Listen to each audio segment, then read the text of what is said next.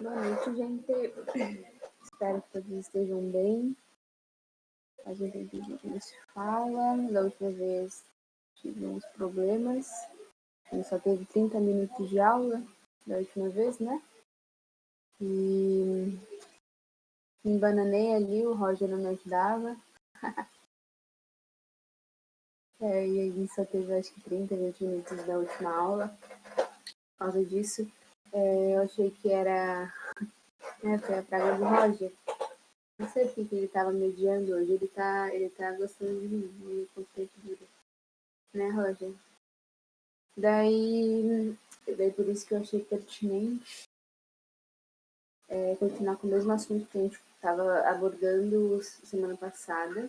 Principalmente também porque é uma matéria assim que cai no vestibular, muito certo. Assim, 2 questões, 3 questões de repente, certamente vai cair em todos os vestibulares, particular, Enem, federal. Então, é muito importante a gente saber disso, tá? Daí agora eu quero saber do Gabriel, da Carolina, da Kelly, da Laura, da Pamela. Se vocês fizeram a lista que eu disponibilizei para vocês. Assim, eu não sei, quero saber também o nível de dificuldade que vocês tiveram com a lista, se estava muito difícil, o que vocês acharam. Porque, assim, a minha opinião é que a primeira lista estava mais difícil que essa.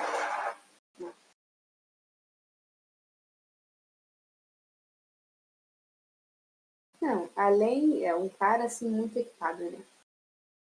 Roger é um cara muito diferenciado.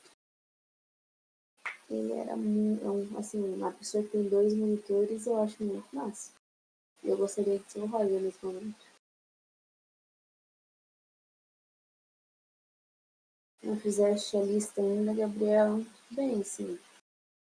Mas é útil, né? Assistir eu resolvendo a lista. Mas vocês só vão aprender se vocês fizerem, né? E também se vocês tiverem dúvidas, acho que seria bem legal se a gente debatesse as dúvidas de vocês durante a monitoria, né? Para essa horinha que a gente passa junto ser mais proveitosa para vocês também, certo? Eu estava pensando aqui, talvez mudar a abordagem que eu tenho, talvez a gente resolver juntos os exercícios, né? Eu só não sei como que eu faria isso, porque acho que é muito, não sei se o raciocínio fica tão claro assim, o pensamento, a lógica que eu uso para resolver os exercícios, se ele já está pronto, né? Então, talvez, se eu resolver os exercícios com vocês, assim, desde o início, e não só apresentar ele pronto, talvez seja melhor. Eu só tenho que ver como que eu faria isso. Porque não conheço nenhuma plataforma que seja fácil e eu conseguir resolver as equações, assim, didaticamente. Vou ter que pensar aí, gente, tá? Tentar ver com os outros professores como que eles fazem. Eu acho que o Marcelinho, ele faz com vocês, né? Ele faz ali ao vivo. Ah, sim. Eu vi uma aula dele. Vou perguntar pra ele como que ele faz. Eu acho que seria melhor, né? Porque eu faço na folha, né? Depois tiro foto. Porque não gostaria de fazer tipo no Excel ou no Word. Eu acho que seria muito, muito difícil pra mim. Não faço. Mas também pode ser uma opção se eu dominar ali a ferramenta. Acho que dá pra ser também. Então, papeando um pouco, vou um minuto, que eu tenho que abrir os arquivos, né? Abrir os arquivos da vida. Então, vou abrir aqui aula 22. Aula 22 e exercício. Compartilhar minha tela aqui, vamos ver se hoje dá certo. Aí, vivo.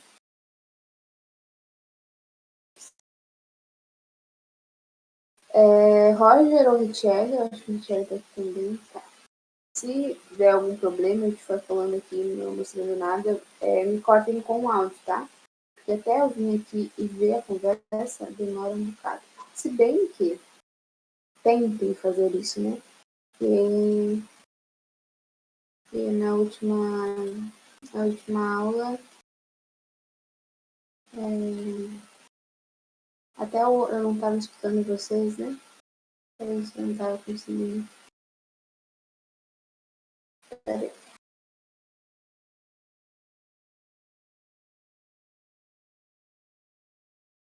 Compartilhar minha tela inteira.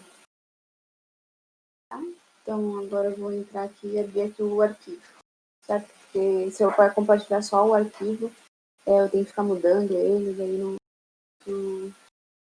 não é muito prático para mim.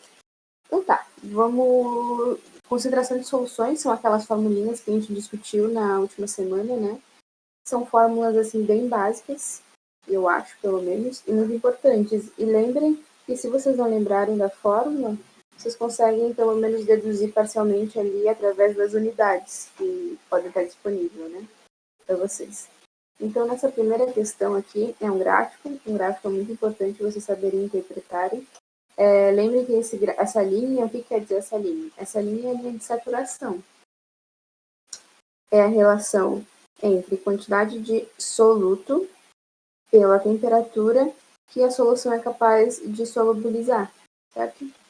Que não vai ser insaturado e que não vai ter precipitado, é uma solução saturada, certo? Então, o que ele pede? Uma mistura constituída de 30 gramas dessa substância aqui em 50 gramas de água a uma temperatura inicial de 90 graus Celsius foi deixada esfriar lentamente e com agitação. A que temperatura aproximadamente deve começar a cristalizar o soluto? Essa daqui, sem pensar um pouquinho nela, porque esse gráfico aqui, né, você tem que ter atenção também. Esse gráfico aqui, ele é em 100 gramas de água. E aqui ele está trabalhando em 50 gramas de água. Tem que ter essa primeira atenção. Só que, apesar essa curva aqui, ela, se você olhar assim, ela não é bem uma reta, né? Mas a gente pode tratar ela como uma reta. Ela sendo uma reta, essa quantidade ela é proporcional. Então, se eu reduzir metade da quantidade de água, eu reduzo metade da quantidade do soluto, certo?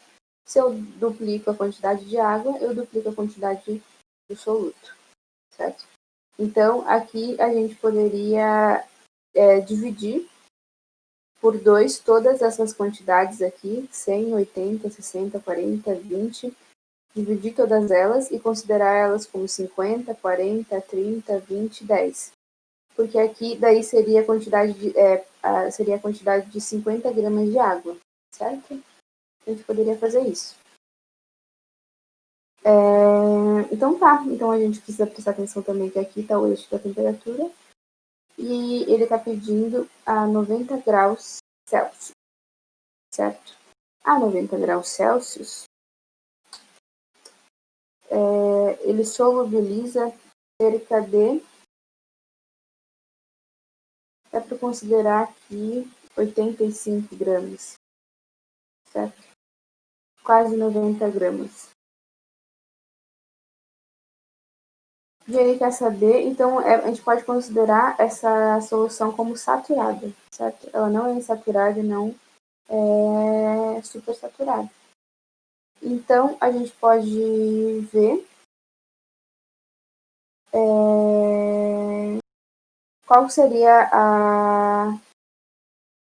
a temperatura em que ela iria solubilizar 30 gramas desse soluto aqui, certo?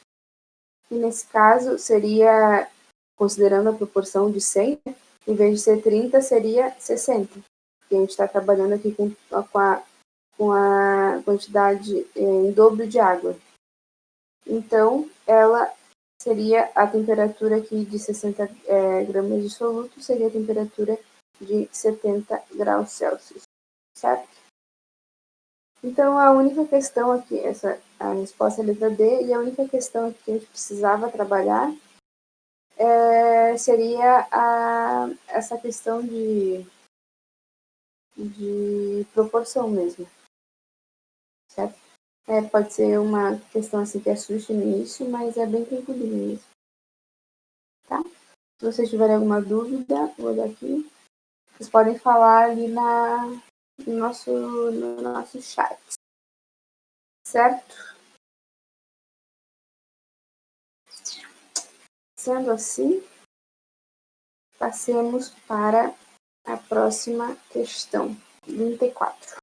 A solubilidade do dicromato de potássio a 20 graus Celsius é de 12,5 gramas por 100 ml de água, certo?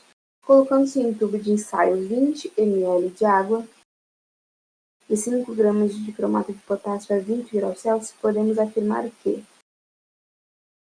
após a agitação e posterior repouso, nessa temperatura, coexistem em solução saturada e fase sólida.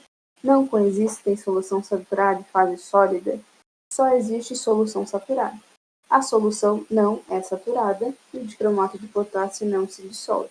A gente elimina a letra D porque ele fala que é solúvel, né? Que não tem nem sentido essa letra aí tá aí, certo? Então, o que a gente precisa descobrir aqui? A gente precisa descobrir se nessa quantidade de água e nessa quantidade de soluto é saturada, insaturada ou supersaturada. Então, é isso que a gente precisa descobrir. E a gente descobre isso usando proporção, certo? A nossa famosa regra de 3. Então, aqui eu resolvi essa questão aqui, certo?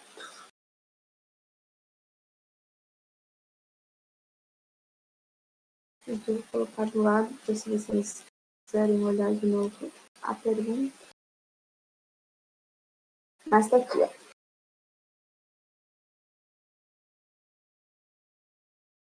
Tá aqui. A 20 graus Celsius, eu tenho essa quantidade, que é 12,5 gramas de dicromato de potássio, nessa quantidade de água, que é 100 ml de água, certo? E no tubo de ensaio que a gente está trabalhando, a mesma temperatura, né? Eu não conseguiria resolver essa questão se fosse temperaturas diferentes. Então, elas precisam estar à mesma temperatura. Ele me pergunta qual que é a condição da solução nessas quantidades de soluto e solvente. Então, são 5 gramas para 20 ml de água, certo? Então, o que eu fiz aqui? Eu fiz a regra de 3. E na regra de 3, vocês têm que lembrar que só dá certo se vocês colocarem unidades de volume embaixo de unidade de volume e unidade de massa embaixo da unidade de massa. Então, o que eu tenho? Eu tenho a proporção de que 100 ml de água tá para 12,5 gramas de dicromato de potássio. Eu quero descobrir qual que é a massa de dicromato de potássio, que a solução estaria saturada em 20 ml de água. Então, mesmo que eu tenha aqui a quantidade que eu estou trabalhando, eu preciso descobrir qual que é a quantidade de soluto que é solúvel em 20 ml de água. E essa quantidade, aqui fazendo a multiplicação, né, multiplicação cruzada, aqui vai ficar 100 vezes x, e esse 100 acaba dividindo para a gente conseguir isolar o x, e 20 vezes 2,5 gramas. Fazendo essa continha aqui, eu tenho que a quantidade que 20 ml de água é capaz de solubilizar de dicromato de potássio é 2,5 gramas, certo?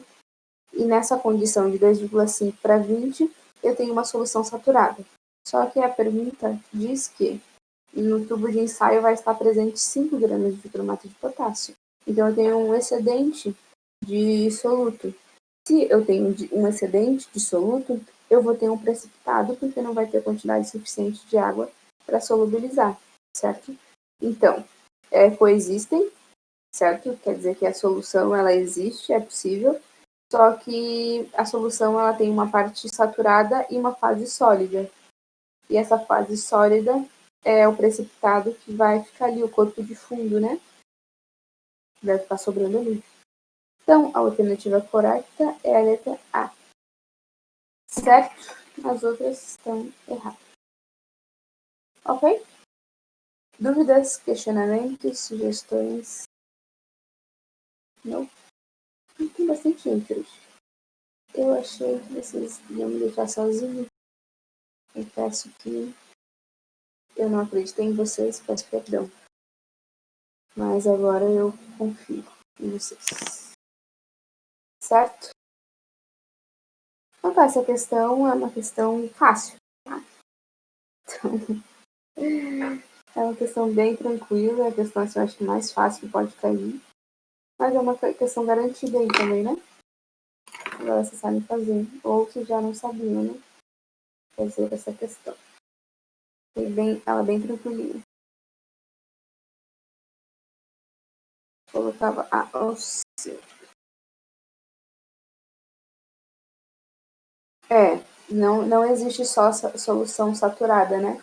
Porque para a solução ser saturada, ela não tem a presença de corpo de fundo. E a gente viu ali que não é uma solução saturada, porque tem uma quantidade maior de soluto que essa quantidade, que aquela quantidade de água era capaz de dissolver, né? Uns 20 ml. Então, não.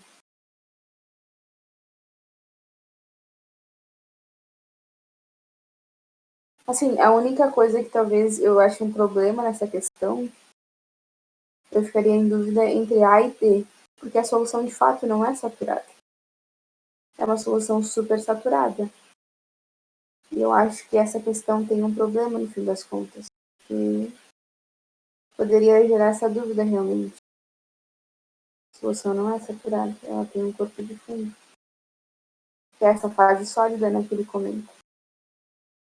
Então, sim, acho que essa questão poderia ser discutida, sabe?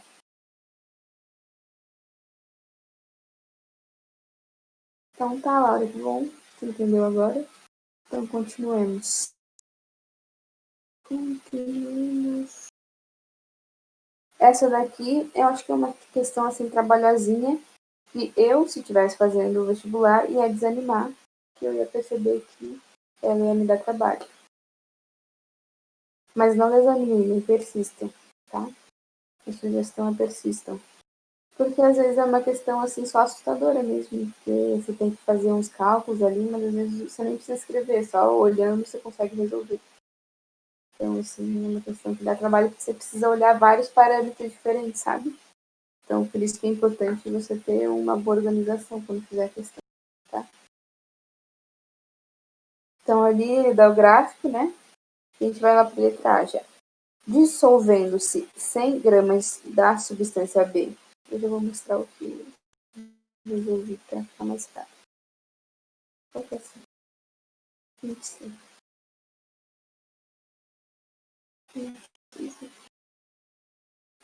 Dissolvendo-se 100 gramas da substância B, que é essa reta aqui, em 200 gramas de água a 30 graus Celsius, obteremos uma solução saturada com depósito de 35 gramas dessa substância que não será dissolvida. Então esse depósito é chamado de precipitado, tá, gente? Precipitado. Então, assim, o que eu considero que essas questões abordem é que mesmo que a gente possa chamar a solução supersaturada, é aquela solução que ela tem a quantidade maior de soluto que o solvente pode solubilizar, só que você agita ele e naquele momento em que as partículas ainda não se precipitaram, não formaram o corpo de fundo, ela é uma solução supersaturada. E a partir do momento em que a solução ela se encontra saturada, ela vai estar presente o precipitado, que é essa substância sólida, né? Que vai estar presente, essa fase sólida que vai estar presente. Então, eu acho que é isso que a questão aborda. Ah, sim. Podemos afirmar que após agitação e posterior repouso. Então, por isso que não é a letra D. Por isso que não é a letra D, porque se tivesse, se a questão abordasse durante o processo de agitação, a solução não seria saturada e não teria a presença de fase sólida, certo? Porque seria uma solução supersaturada. Então é por isso que não é a letra D e é por isso que vocês não poderiam reclamar dessa questão. Então tá, eu reclamei depois de que estava errado. Equivocado. Então tá. Então, continuando na 26. Se vocês não entenderem o que eu quis dizer, perguntem, tá, gente? Eu me confundi hoje mesmo. Dissolvendo-se 100 gramas da substância B em 200 gramas de água a 30 graus Celsius, obteremos a solução saturada com depósito de 35 gramas dessa substância que não será dissolvida. Então tá. Então eu preciso descobrir, primeiro, qual que é a quantidade a 30 graus Celsius e a água é capaz de solubilizar essa substância B, tá? Então aqui eu tenho a mesma coisa, 100 gramas de água aqui, certo? Então aqui ele está trabalhando com 200 gramas de água, então eu posso só duplicar a quantidade que meu gráfico me apresentar, certo? Então ele está falando que aqui é 30 graus Celsius, eu tenho aqui, é cerca de 40 gramas desse soluto. Só que para essa questão que ele está abordando aqui, na verdade, são 80 gramas, né? Porque a gente está trabalhando com o dobro da quantidade de solvente, então a gente só duplica o soluto. Então tá, aqui a gente resolveu aqui 40 a 30 graus Celsius, eu tenho 40 gramas para 100 ml de água. A 80 graus Celsius, eu tenho, a 200 ml de água, eu tenho 80 gramas desse meu soluto. Então, daí ele fala qual que é a quantidade de precipitado que vai formar. E a única coisa que a gente precisa fazer é subtrair a quantidade que ele apresenta, que é de 100 gramas, que ele vai falar que vai estar na solução, pela quantidade que o gráfico me dá, que é capaz de solubilizar para essa quantidade de água. Nesse caso, é 100 menos 80. Então, vai formar 20 gramas de corpo de fundo, certo? Então, essa alternativa está errada, porque não é 35, é 20 gramas. Ok? Next. Se 60 gramas da substância E forem dissolvidas em 300 gramas de água, a 10 graus Celsius, quando aquecermos, essa solução haverá gradativa precipitação da substância E, tornando-se pouco solúvel a 100 graus Celsius, certo? Então, essa substância E, essa solução E, é a única que a solubilidade decresce com o aumento da temperatura, né? Então, os outros todos aumentam e essa única que decresce. Então, a mesma coisa, a gente precisa descobrir qual que é a quantidade que é capaz de solubilizar a 10 graus Celsius dessa substância E, que nesse caso aqui, temos essa reta, 10 graus Celsius, mesma coisa, 40 gramas. 40 gramas aqui, certo? A 10 graus Celsius, 40 gramas é solubilizado em 100 ml de água. Só que a questão está abordando que são 300 gramas de água, 300 ml de água. Então, a gente só duplica essa capacidade, certo? Então, em 300 ml de água a 10 graus Celsius, a água é capaz de solubilizar 120 gramas desse soluto, certo? Então, quando a questão aborda que ela está trabalhando com 60 gramas de água, ela não está com uma solução saturada, certo? Então, ele não vai haver a formação precipitada da substância, mesmo que a gente acabe reduzindo essa temperatura, certo? Então, por essa diferença, assim, considerável entre a quantidade máxima que a água pode solubilizar dessa substância e a quantidade que o problema traz, ela não vai acontecer isso, certo? Então, tá. Não é letra B também. C. A substância D, na faixa de temperatura de 0 a 100, apresenta uma solubilidade em água acentuadamente crescente. Está falando dessa substância D aqui. Então, é só uma questão de olhar o gráfico mesmo. Não, né? Ele permanece constante. Não cresce em nenhum momento. Então, também não é essa. A menor quantidade de água a 60 graus Celsius para dissolver completamente 90 gramas da substância C é aproximadamente de 150 gramas. Então, é a mesma coisa, tá, gente? A gente precisa ver a quantidade capaz de solubilizar aquela temperatura e a quantidade e comparar com a quantidade que o problema traz, interpretar a questão mesmo. Então, a gente estava trabalhando com a substância C. Essa daqui, né? Então, ele fala que é a 60 graus Celsius. A 60 graus Celsius, a gente consegue solubilizar cerca de 60 gramas, certo? Então, 60 gramas para 60 gramas para 100 ml de água. Ok? E ele não traz a quantidade de água, né?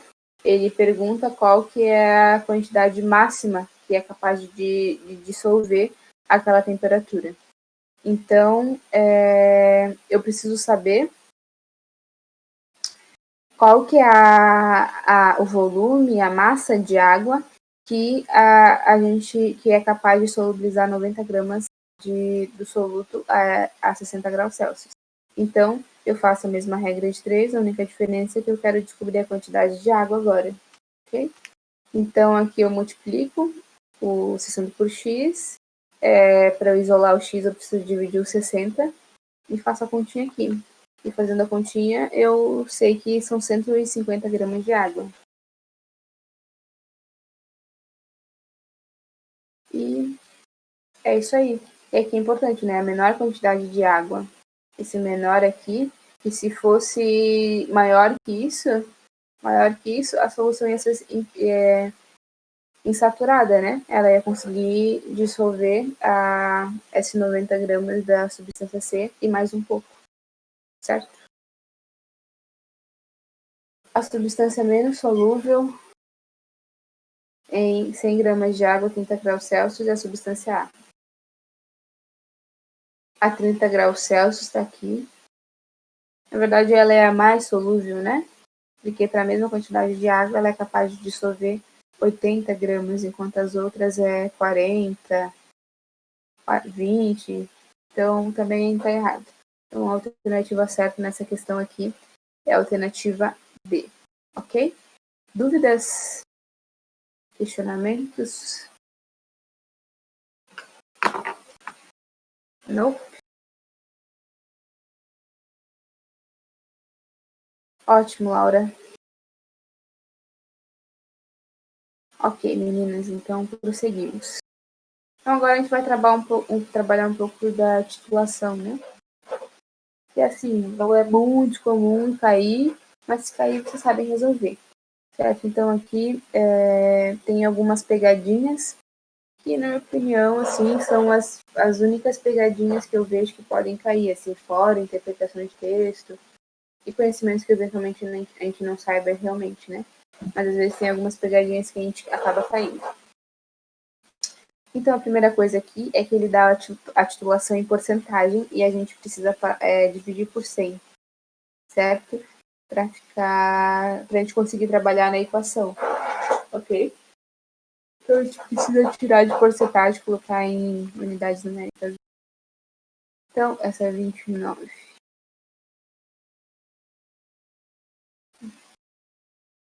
Então, tá. Aqui está a formulazinha de titulação, esse é ter um T, sei lá, grego, sei lá, T, é isso. Mas essa é a fórmula de titulação para massa, e lembre que a gente também tem de volume, tá? E o volume é a mesma coisa, é o volume do soluto dividido pelo volume da solução, certo? Então aqui eu dividi por 100 para transformar em unidade, ele não tem nenhuma unidade aqui, porque é massa por massa, né?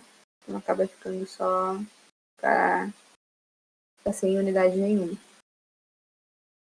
Mas eu não li a questão, né? Li a questão, sei o que eu tenho que fazer. Um frasco está assim rotulado: ácido clorídrico de ebulição constante com 20,2% em peso de ácido clorídrico, com densidade de 1,096 gramas por ml. Então, eu quero descobrir qual que é a molaridade da solução de ácido clorídrico, certo? Então, meu conselho: coloque todas as fórmulas no papel e veja o que você pode fazer com os valores que ele me dá. Então, o que eu quero descobrir? Eu quero descobrir a molaridade que tem essa fórmula aqui. Então, eu quero descobrir esse Mzão aqui, tá? Esse Mzão, certo? Só que ele também me dá a quantidade a densidade, que é essa fórmula, e ele me dá o título, certo?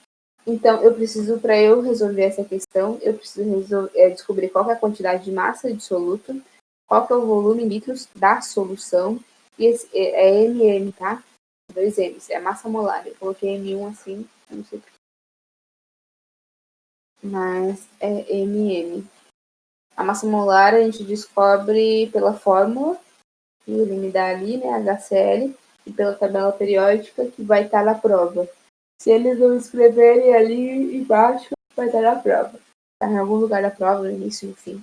Em algum momento vai ter pra gente descobrir a massa molar, ok? Então tá. Então eu posso começar utilizando essa fórmula de titulação. Então eu posso isolar o M1 e deixar em função de M, que é a massa da solução, certo? Eu tenho o que aqui? Que M1 é igual a 0,202 M, que é a massa da solução. Tá, eu não vou conseguir descobrir qual que é esse valor de M, porque eu não tenho quantidade de informações suficientes para descobrir isso, certo? Assim, fora essas... Depois que eu descobri, de fato, a molaridade, certo? Mas antes de eu descobrir a molaridade, eu não tenho informação suficiente para descobrir qual que é o valor de M, e daí sim descobrir qual que é o valor de M1, que o M1 é a massa do soluto, tá? Então, o que eu tenho que fazer?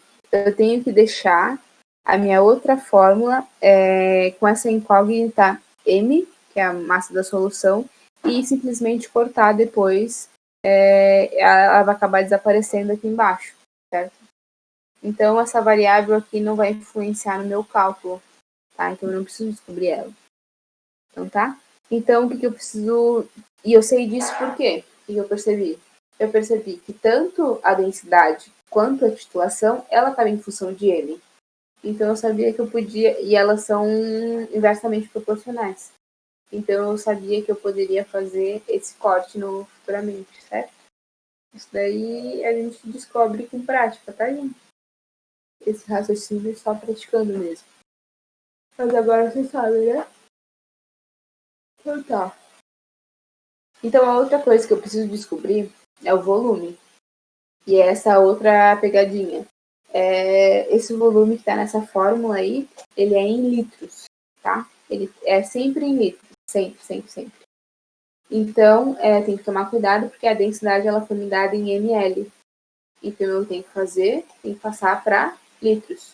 Tem que passar para gramas por litro. E passar gramas por litro, eu só preciso multiplicar por 1000, tá? Porque imaginem, se a densidade ela tem que permanecer constante, independente da quantidade de, de solvente que você tem na solução, né? Então, se em 1 ml eu tenho essa quantidade de densidade, em 1 litro eu tenho que aumentar a densidade. A densidade ela tem que aumentar também, porque eu aumentei o meu volume, certo? Então, eu só preciso multiplicar por 1000. E eu multiplico, é por 1000 porque é mili, né? Mili é 1000, certo? Então, o que eu fiz aqui? Se o V é outra incógnita que eu preciso descobrir, eu preciso isolar o meu V nessa fórmula aqui. Isolando o meu V nessa fórmula, eu tenho essa questão aqui, certo? E agora, o que eu preciso fazer? Eu preciso ir na tabela periódica, descobrir qual é a molaridade, que eu já descobri que é 36,6, certo? E eu substituo os valores que eu descobri. Então tá, Então, M1, nesse caso, vai ser 0,202 M, coloquei aqui. Massa molar é 36,6. O volume é M, né? Dividido por 1,096 vezes 10 na 3. E fazendo essa equação aqui, eu acabo descobrindo que é 6,05, tá? Aqui vocês precisam prestar atenção também, uma questão mais matemática do que química, né? Que aqui ele está dividindo e ele passa multiplicando, né? Nesse caso aqui. Por isso que ele subiu aqui, certo? É só isso. O L acabou cortando aqui, como eu falei para vocês. Essa conta aqui, desconsiderando o 1000, dá 6,05 vezes 10 na menos 3. Porque eu tenho 10 na 3 aqui, ele acaba virando 0 e acaba ficando 1 só, né? E percebam que tinha essa opção, né? 6,007 vezes 10 a menos 3. Tinha as duas opções com o mesmo valor. Então, vocês precisavam se atentar para essa questão do litro, da fórmula. Porque se vocês não se atentassem a isso, vocês iam marcar D e não C. Tá? Mas a resposta certa é a letra C. Dúvidas?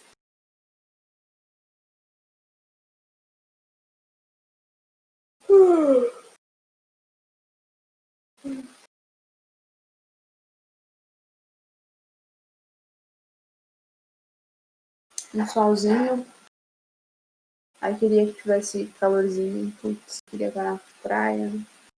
Calorzinho, sol. Dentro da hora. Então, Laro, você não tem como você saber de todas as substâncias, né? Então, por isso que ou a prova vai ter que te falar qual que é a massa molar de cada elemento, né? Vai estar ali na questão mesmo, ou você vai ter que buscar na tabela periódica. A tabela periódica eles vão ter que disponibilizar para vocês, certo? A única questão que talvez eles não sejam obrigados é a da fórmula da substância. Então, talvez eles possam colocar só, tipo, escrito mesmo, ácido clorídrico. E vocês precisam saber qual é a fórmula do ácido clorídrico. Se vocês não souberem, não tem nem como, mesmo que vocês tenham, mesmo que até que eles coloquem na questão qual que são os elementos, se você não sabe a fórmula, você não sabe a quantidade de átomos, né, que vão estar no elemento. Então, você acaba não sabendo qual é a massa molar. Mas essa é o único problema que pode acontecer em relação a isso. Eles não darem a fórmula da substância. Daí vai dar sagacidade de cada um, né? Resolver esse problema. Assim, eles precisam dar a massa molar dos elementos, pelo menos. Certo? Então tá. Eu vou fazer a letra A, 42. Eu não sei se vale a pena fazer tudo. É 42. O ITA, não sei se já ouviram falar do ITA, mas o ITA tipo, é o vestibular mais difícil e um dos mais difíceis assim, no Brasil inteiro. Então o pessoal estuda muito, muito, muito, muito, muito para passar do ITA.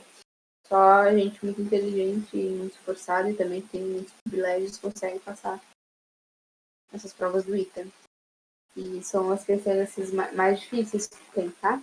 Então, se vocês quiserem se desafiar, assim, depois, assim, quando vocês se sentirem mais confiantes, peguem questões do ITA que vocês vão conseguir treinar bem, assim, tá? O ITA é um vestibular bem pesado. Então tá, vamos tentar resolver. A 20 graus Celsius, uma solução aquosa de hidróxido de sódio tem uma densidade de 1,04 gramas por centímetro cúbico e 0,946 molar em hidróxido de sódio. A quantidade e a massa de hidróxido de sódio presente em 50 centímetros cúbicos dessa solução são, respectivamente, esse molar que ele está trabalhando ali é, tá? Então a gente precisa descobrir qual que é a, né? A gente precisa lembrar qual que é a fórmula de molaridade, qual que é a fórmula de densidade. As únicas coisas que a gente vai trabalhar. e também a fórmula do número de mols. Só que o número de mols está presente dentro da molaridade. Então, se eu sei a fórmula da molaridade, consequentemente eu sei a fórmula do número de mols, tá? Essa questão é a 42.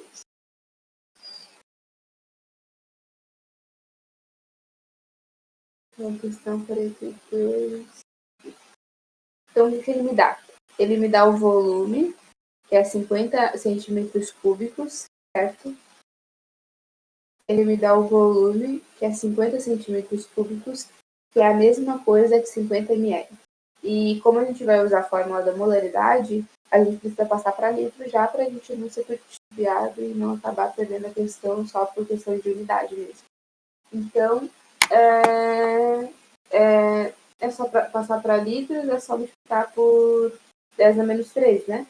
Então vai ficar 50 vezes 10 a menos 3 litros, a quantidade de volume que o problema me dá. A densidade é 1,04 gramas por ml e a molaridade 0,946 molar, certo? Então tá. Então, eu tenho aqui a fórmula da molaridade, que é a massa do soluto, dividido pela massa molar vezes o volume da solução. N1 dividido pela massa molar é o número de mols daqui, N1. E essa é uma questão que a gente quer descobrir, que é a pergunta, esse N1, qual que é o valor dele? E a gente também quer descobrir qual que é N1, qual que é a massa do soluto. Tá perguntando aqui, ó. A quantidade e a massa de hidróxido de sódio, que é o soluto. A quantidade é esse mol aqui, número de mols, tá? Então, a outra fórmula que a gente vai usar é a densidade, porque o problema me dá o valor da densidade. Então, aqui, para eu descobrir o número de mols, eu tenho que N1 é igual a molaridade vezes o volume, certo? Para eu descobrir, eu só transformei isso daqui em N1, que vai ficar N1 dividido por V, certo? E para eu isolar o V, eu tenho que multiplicar o M. Para eu isolar o N1, eu tenho que multiplicar a molaridade pelo volume. Tendo isso, eu tenho essa continha aqui. E vocês veem como eles são um parceiro, né? Você não precisa nem fazer a conta, eles dão aqui só a multiplicação. E nesse caso, por enquanto, é a letra A e a letra D. A gente está entre essas duas. E a letra C, não. E a letra A e a letra D. E percebo que a pessoa poderia até tipo, descartar tudo e marcar E, porque aí é a única que é por mol, né? Não é por milimol. Mas daí é porque ela não prestou atenção que na fórmula precisa ser em litros e a questão dá em ml. Então a gente está indo entre A e D. E a outra outra coisa que ele pede é a massa e o hidróxido de sódio. Então, eu preciso descobrir a massa em gramas, que é, nesse caso aqui, N1, certo? Então, para eu descobrir N1, usando essa fórmula aqui, é só eu multiplicar o número de mols que eu já descobri pela massa molar, certo? O número de mols pela massa molar. E só substituindo aqui, o N1 a gente descobriu que é essa formulazinha aqui, que eu só coloquei aqui. E a massa molar, no caso do hidróxido de sódio, é 40, tá? Eu descobri isso olhando na tabela periódica, certo? Então, nesse caso aqui, é a letra a resposta, certo? Então, gente, é uma questão assim que você precisa saber as fórmulas, basicamente, e se atentar a essa questão do litro, da molaridade, tá? Então, é isso. Assim, obviamente que deve ser uma das questões mais fáceis do ITA, mas ainda assim não é impossível de resolver, certo? Alguma dúvida nessa, gente?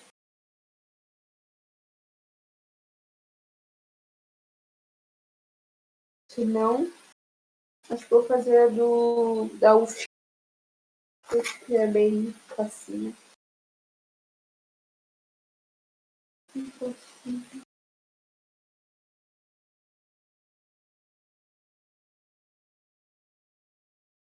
Da UF.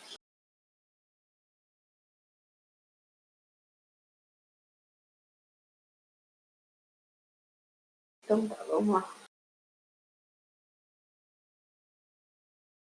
Considere duas soluções de nitrato de prata e seus respectivos volumes. Uma solução A, com concentração de 1, eu acho que é normal, mas eles não usam mais essa unidade, tá, gente? Está ultrapassada. Mas é aquela forma de concentração comum. Lembra? Massa do soluto por volume. Então, uma solução A com concentração de 1 mol por litro e volume de 600 ml. Uma solução B com concentração de 1,5 mol por litro e volume de 400 ml. Sobre elas é correto afirmar o quê?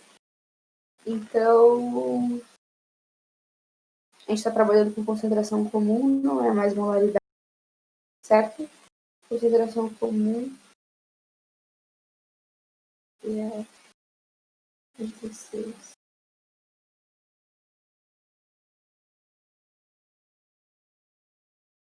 Isso aqui, essa formulazinha aqui, ó, de concentração comum, massa por volume, certo?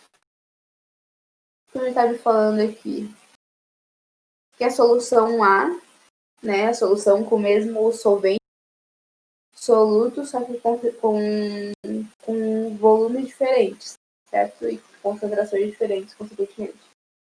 Então, nessa solução A, eu tenho essa quantidade de concentração comum, que ele fala que é um normal, e pode ser também falado como gramas por litro, para esse volume. Então, eu descubro aqui a massa desse soluto para essa solução A, que nesse caso é 0,6 gramas, tá? Daí, o que eu posso fazer também é descobrir qual que é a massa do soluto B. É o mesmo soluto, só que talvez em outra quantidade.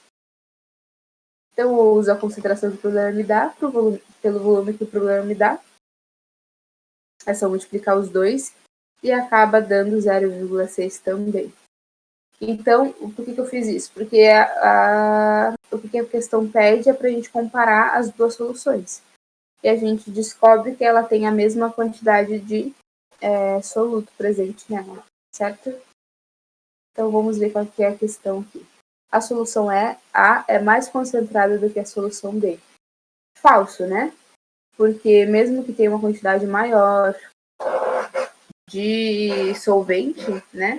600 ml, no volume 600 ml, ela tem a mesma quantidade de massa que a solução B. Então, ela não está mais concentrada, certo?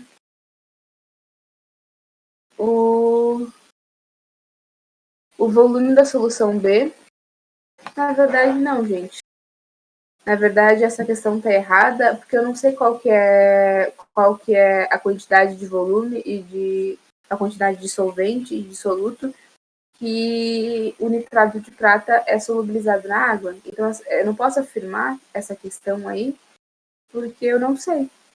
Eu não sei se é ou não é. Porque ele não me dá nada para eu comparar em relação à saturação, certo? Ele não fala qual que é a quantidade em volume que o solvente é capaz de solubilizar do soluto. Então, essa questão eu não posso afirmar porque eu não sei.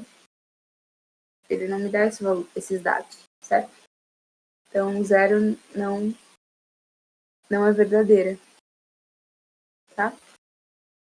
E até nem faz sentido, né? Porque se seria uma questão de somar zero não é somar nada, né? Mesmo que você achasse que isso estava correto. Mas enfim, pode ser também uma questão de verdadeiro ou falso, né? O volume da solução B apresenta maior quantidade de soluto que o volume da solução A. Falso, a gente viu que é igual. O volume de equivalentes gramas de nitrato de prata em ambas as soluções é 0,6. Sim, é isso aí mesmo. Então, a 22 está certa. As concentrações mol por litro da solução A e B são iguais. Não são iguais, né? A quantidade de matéria, número de mols de nitrato de prata é 1,5 vezes maior no volume da solução B do que no volume da solução A. Não é verdade, primeiro porque esses valores que ele me dá ali de concentração, em concentração comum, certo? Mol por litro. E segundo, por ele ter a mesma quantidade de absoluto e por ser a mesma substância, mesmo valor de massa molar, não tem como ele ter uma quantidade maior ou menor de quantidade de matéria. O que é essa quantidade de matéria? Esse número de mols que ele fala ali, que a gente trabalhou na questão do item ali em cima, certo? Então tá errado também. Então a única correta aí é 22, certo?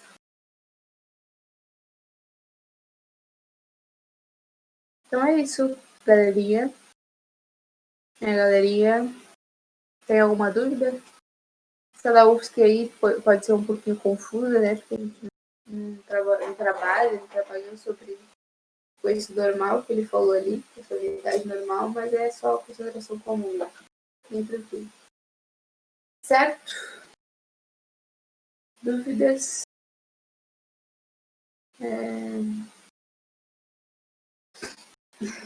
Pior que é essa cara mesmo que o Richard faz.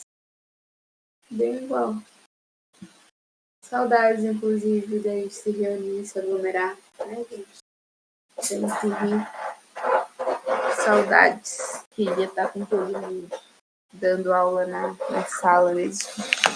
No quadro, me sujando de quadro. Morra coronga. Então tá, gente, da minha parte é isso. Obrigada pela parceria e por estar numa sexta-feira comigo.